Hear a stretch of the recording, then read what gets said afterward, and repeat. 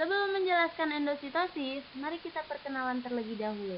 Halo semuanya, Assalamualaikum. Perkenalkan, nama saya Ria Irawati. Saya dari Fakultas Farmasi dan Sains UHAMKA. Saya akan menjelaskan tentang mekanisme transport sistem membran endositosis.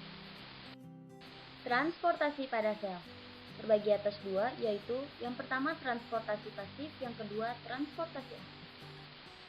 Transportasi aktif. Nah, transportasi aktif ini adalah pergerakan atau pemindahan yang menggunakan energi untuk mengeluarkan dan memasukkan ion-ion molekul melalui membran sel yang bersifat permeabel. Dengan tujuannya sendiri itu dia untuk memelihara keseimbangan molekul kecil yang ada di dalam sel. Dan pastikan transport aktif ini dia membutuhkan energi ATP atau adenosin trifosfat. Transport aktif sendiri dia juga mencakup pompa ion, transport, eksositosis, dan endositosis. Jadi transportasi aktif ini dia dibagi menjadi dua, yaitu yang pertama eksositosis dan endositosis. Eksositosis adalah pelepasan zat dari dalam sel dengan cara fusi atau penggabungan vesikula dalam membran plasma sel.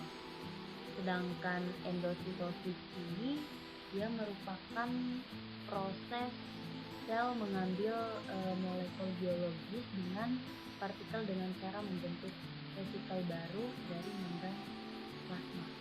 Jadi perbedaan eksositosis dengan endositosis itu, eksositosis itu dia melepaskan, sedangkan endositosis dia untuk memasukkan.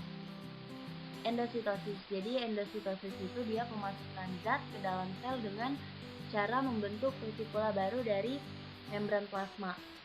Sebagian kecil luas membran plasma terbenam ke dalam membentuk kantong. Begitu kantong ini semakin dalam, maka kantong ini dia akan terjepit, membentuk vesikula yang berisi materi yang telah terdapat di luar selnya. Jadi endositosis itu dia terbagi atas dua jenis. Yang pertama fagositosis, yang kedua yaitu pinositosis. Apa perbedaan kedua jenis endositosis tersebut? Jadi perbedaan fagositosis dan pinositosis itu, fagositosis adalah proses di mana sel-sel hidup tertentu yang disebut fagosit menelan atau memakan sel lain atau partikel. Sedangkan pinositosis itu dia adalah salah satu jenis endositosis di mana sel meneguh tetesan fluida ekstraseluler dalam vesikula. Jadi ini adalah fagositosis, dia sel yang menelan partikel dengan cara menyelubungi partikel menggunakan fungal pseudopodium dengan mengemaskannya dalam kantong berselaput membran yang cukup besar, yaitu untuk digolongkan sebagai fokula. Nah, partikel ini dia dicerna setelah fokula berfusi dengan lisosom yang mengandung enzim-enzim hidrolit. Selanjutnya ada pinositosis. Daerah kecil pada membran meletup ke dalam membentuk kantong.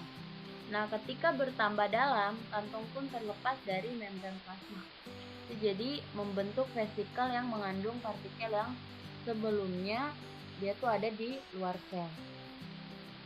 Bukan cairan itu sendiri yang dibutuhkan sel, melainkan molekul-molekul yang terlarut di dalam cairan tersebut.